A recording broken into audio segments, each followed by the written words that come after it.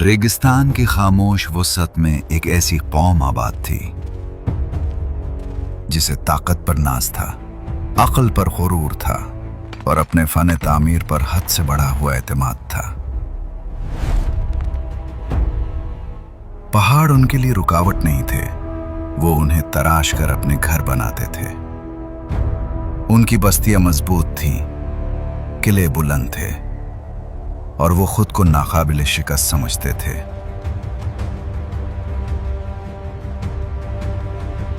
मगर वो एक बात भूल चुके थे, ताकत हमेशा आर्जी होती है।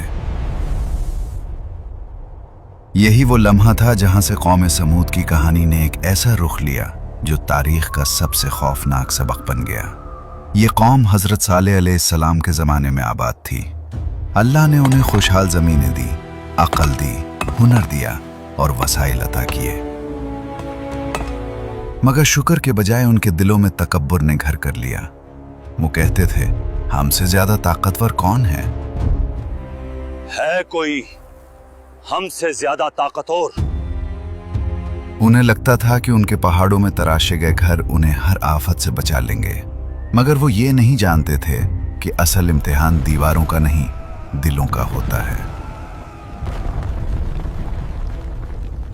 अल्लाह ने अपनी सुन्नत के मुताबिक उन्हें बगैर रहनुमाई के नहीं छोड़ा। उन्हीं में से एक शख्स हजरत सालेह अलैहिस्सलाम उनके पास आए। उन्होंने कहा कि सिर्फ एक अल्लाह की इबादत करो, सिर्फ एक अल्लाह की इबादत करो, जुल्म छोड़ दो, गुरूर से बाज आ जाओ और इस रब को पहचानो जिसने तुम्हें ये सब कुछ अता किया। मगर कौम समूद ने बात सुनने के बजाय सवाल उठाया। वो हक को मानने के लिए तैयार नहीं थे।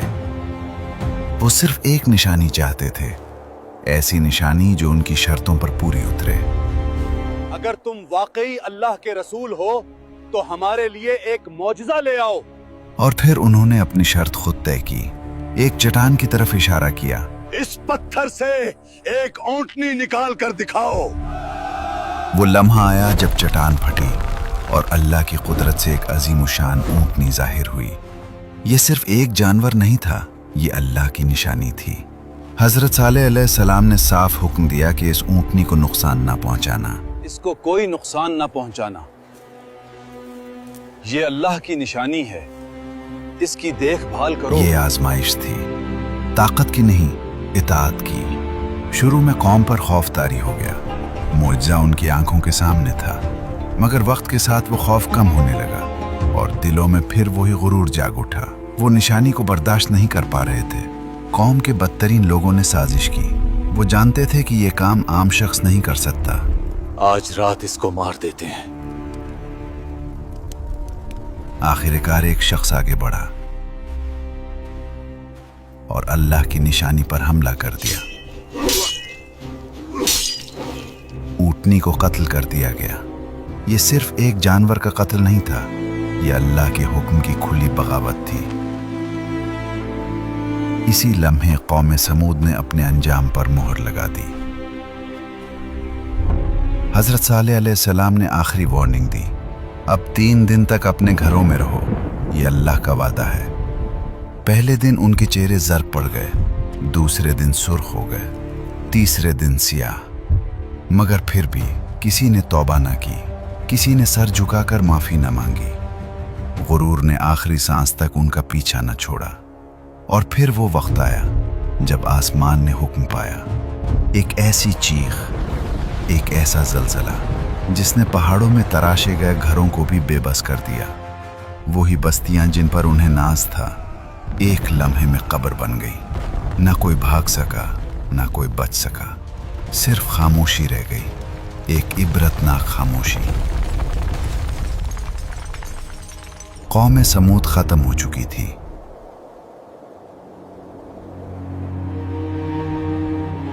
मगर उनकी कहानी खत्म नहीं हुई।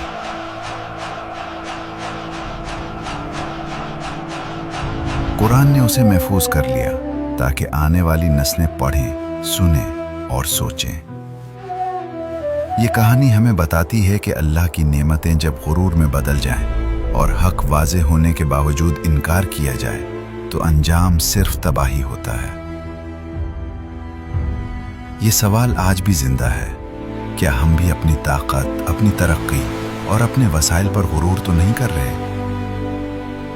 कौम समूद की बस्तियों के खंडर आज भी मौजूद हैं, खामोशी से चीख चीख कर ये बताने के लिए कि अल्लाह की पकड़ जब आती है तो तारीख के ताकतवर तरीन नाम भी मिट जाते हैं।